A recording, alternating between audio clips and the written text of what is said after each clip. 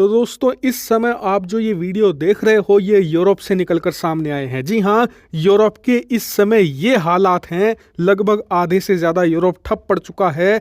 जगह जगह यूरोप के जो किसान हैं वो आकर प्रदर्शन कर रहे हैं और सबसे खास बात, यूरोप का कोई भी देश इससे अछूता नहीं है। यहाँ तक कि जो किसान हैं वो अपनी राजधानियों के अंदर घुसकर जोरदार प्रोटेस्ट कर रहे हैं, चाहे वो इटली की राजधानी रोम हो, स्पेन की राजधानी मैड्रिड हो, जर्मनी की राजधानी बर्लिन या फिर पेरिस ही क्यों ना हो, हर जगह किसान अपनी राजधानी के अंदर घुसकर इस प्रकार से जोरदार प्रोटेस्ट कर रहे हैं। सड़कें जाम की जा रही है, हाईवे ब्लॉक कर दिए जा रहे हैं और किसानों की कोशिश है कि पूरे यूरोप को ठप कर दिया जाए और उसके बाद सरकार गिड़गिड़ाते हुए अपने घुटनों पर आए और उनसे बातचीत करे। लेकिन आप कहोगे किसान ऐसा कर क्यों रहे हैं? क्या इन्हें अपनी फसलों की कीमत बढ़वानी है? नहीं।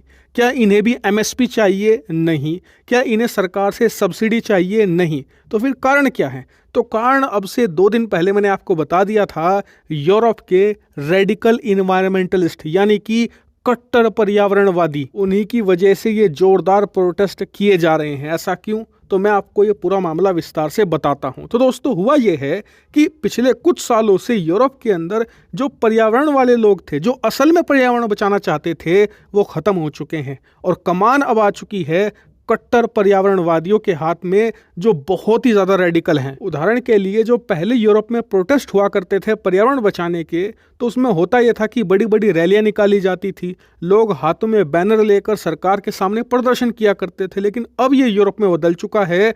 अब जो महत्वपूर्ण बिल्डिंग्स होती हैं ना, उन पर तेल फेंका जाता है, पेंट फेंका जाता है। इसके अलावा जो ऐतिहासिक मूर्तियां होती हैं, ऐतिहासिक मेमोरियल होती हैं, उन्हें तोड़ दिया जाता है। कुछ इस प्रकार का प्रोटेस्ट किया जाता है और हाल ही में तो कहीं पर भी 4 प्रोटेस्टर इकट्ठा होकर सड़क को ब्लॉक करने की भी कोशिश करते हैं। यानी कि पर्यावरण को बचाने की कोशिशों के अलावा ये बाकी के सारे गलत काम और धंधे किया करते हैं और इसका असर भी होता है। जी हाँ, यूरोप की जो सरकारें हैं, खास करके यूरोपियन यूनियन, वो झुक चुकी है इसके सामने आज की तारीख में। इसीलिए जो भी ये लोग कहते हैं उसी के लिए लेजिस्लेशन लाया जाता है यूरोपियन यूनियन की पार्लियामेंट में और फिर पूरे यूरोप में उसे कानून का रूप दे दिया जाता है और इसकी सबसे ज्यादा मार पड़ रही है किसानों पर। और इसका शानदार उदाहरण है जो अब यूरोप में हो रहा है। दरअसल हुआ ये कि अब से कुछ महीने पहले ही कट्टर पर्यावरणवादियों के दबाव में आकर सरकार एक लेजिस्लेशन लेकर आई, जिसके तहत किसान जो फर्टिलाइजर यूज करते हैं जिससे कि फसल बेहतर हो, उसे पोषण मिले, इसके अलावा